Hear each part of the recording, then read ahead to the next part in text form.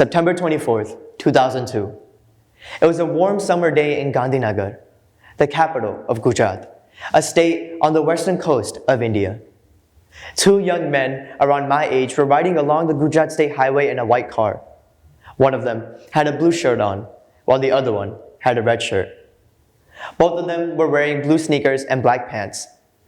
At 4:45 p.m., they were dropped along the side of a building.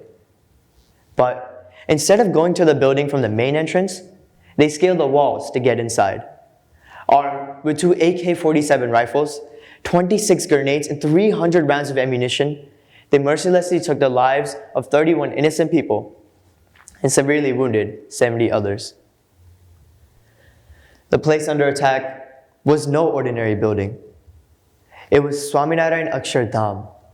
The Swaminathan Akshardham temple in Gandhinagar is a Hindu house of worship dedicated to Lord Swaminathan, the early 19th century founder of the Swaminathan Hindu faith, who is believed to be God by millions around the world.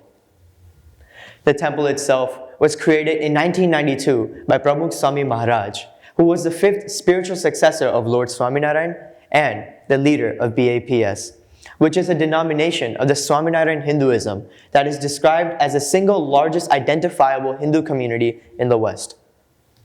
The 23-acre spiritual complex lends itself to be one of the most iconic Hindu landmarks of India. As the terrorists get inside, they throw a grenade into the children's play area, killing one child and injuring many others. They make their way to the 112-foot walkway, firing blindly into the crowd to make a path. Their main objective was to blow up the central shrine. The temple supervisor, Coach Singh Jadhav, despite being shot in the foot, manages to run up the stairs and close the 15-foot gates, forcing the terrorists to change their plans.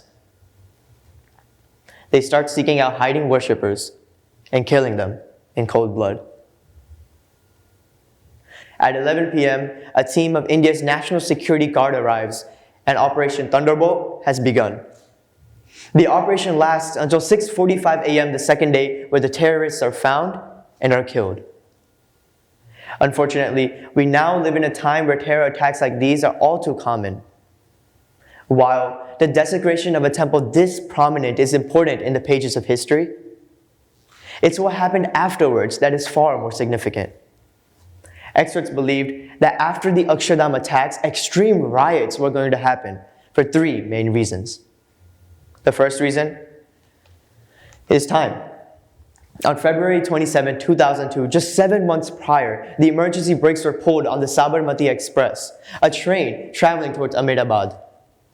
The train stopped at a platform in the town of Godhra at 7:43 a.m., where a mob of 2,000 people attacked the train. 58 people were burned to death, and 48 others were injured. The train was carrying Hindus returning from a pilgrimage, and those attacking were reported to be Muslims. The second reason is tension. After this attack in Gujarat, there was a massive riot which left 140,000 people homeless and 2,000 people dead. The Godhra attack, the consequent riots, and the political rhetoric had led to a dangerous situation. Religious tension was at an all-time high.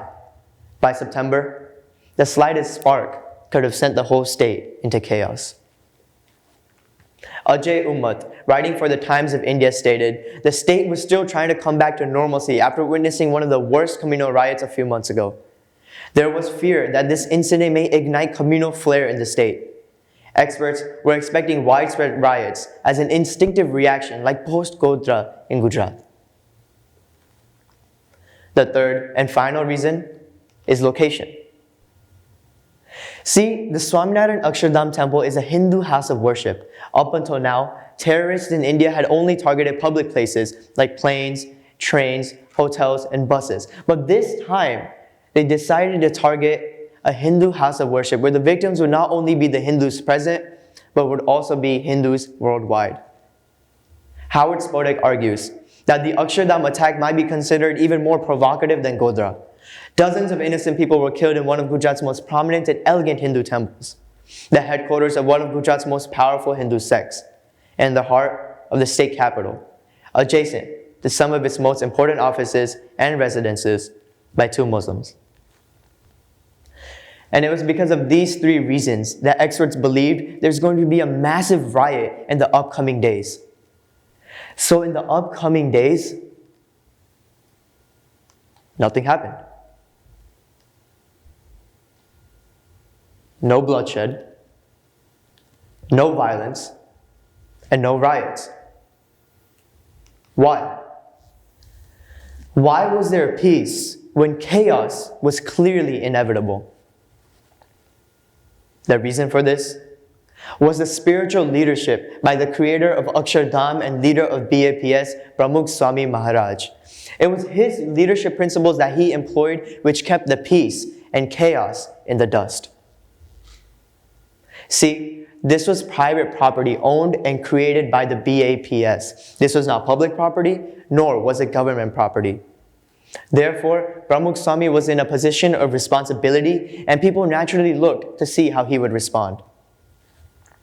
While anger or hurt are natural human emotions one would expect in reaction to such an event, Pramukh Swami kept the spiritual, gentle calm that Gujarat had witnessed in him for over the last half-century. He knew there was anger and hurt in everyone else's heart. So on the evening of the attack, he made an international appeal that was broadcasted around the world and stated, "I appeal to all the people of Gujarat and India to maintain peace and unity in the wake of this national tragedy." Even in the face of such an attack on the temple that he had created, Pramukh Swami chose to urge the public to maintain peace. Pramukh Swami was one of the most respected and influential Hindu leaders of the century.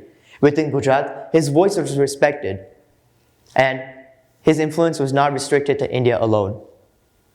At the United Nations Millennium World Peace Summit of Religious and Spiritual Leaders in 2000, it was Pramukh Swami that represented Hinduism. Kim Nath, professor of religious and secular studies, stated, "Seen from my perspective as a scholar of contemporary Hindu movements, Pramukh Swami was one of the most important and influential Hindu leaders of the recent decades." Handwritten notes were found inside the pockets of the terrorists that had died, revealing that they had done this in the name of Islamic jihad. Yet, Pramukh Swami never once mentioned the names, the origins, or the religions of the terrorists. This was not important to him. When he went to visit the Akshardham temple after the attack, he went to the spots where the victims had died or were wounded to pray for them. When the location of where the terrorists had died was revealed to him, he gently walked over, sprinkled some sanctified flowers, and prayed both for the welfare of their souls and that may no one think of attacking anyone or any religion. May the world be freed from thoughts of terror. In the aftermath of this attack, leading members of the Muslim community came to visit Pramukh Swami to offer their condolences. Pramukh Swami received them with respect and said that now our only priority is to ensure that Gujarat remains calm. We must maintain harmony and unity amongst our different religions and ensure that such acts of terror do not take place again. This was an amazing gesture that signaled to all of India that if the leader of a temple that was just attacked by Islamic terrorists can so respectfully meet the members of the Muslim community the day following the attack, then all religious communities around the world can do the same. Studies on the political and religious landscape in Gujarat in 2002 all focus on a strong Hindu-Muslim divide that tore through society. However, this incident blurs the lines and shows that the Akshardham attack was an outlier to this narrative. The world expected riots, but what they got instead was a prayer assembly organized by Pramukh Swami to be held on the open grounds of the Akshardham temple. Over 25,000 people of all faiths attended. There was no protests, there was no aggression, and there was no bitterness, only unity. An attack that was intended to tear apart the fabric of society had in fact brought religious communities closer together than they ever have been before.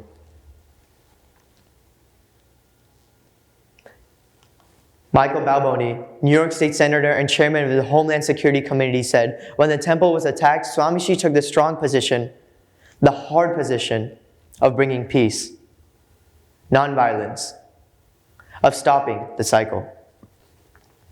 Pramukh Swami's response to the attack on Akshardham opened up a new horizon in the world faced with terrorism. The ability to overcome the past, to overcome fears, and to overcome prejudice. For Pramukh Swami, peace was not pre-planned. It was a natural response. Empathy and compassion were natural responses that he had lived with in his entire life. He lived his life according to his motto, "In the joy of others lies our own, in the service of others lies our own."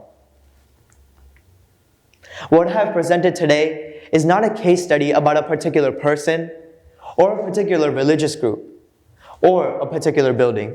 It is a case study highlighting the importance of spiritual leadership in crisis management and social harmony.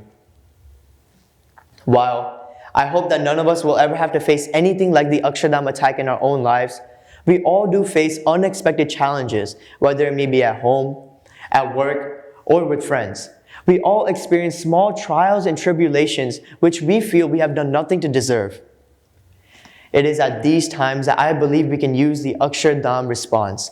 See, I believe the Akshardham response is not only meant for large-scale chaos, but can also be applied to the small chaoses that we feel on a daily basis. If we can learn to react to our own chaoses with empathy and compassion, we will mitigate any tension, save any relationship, and most importantly, keep peace in our lives. Thank you.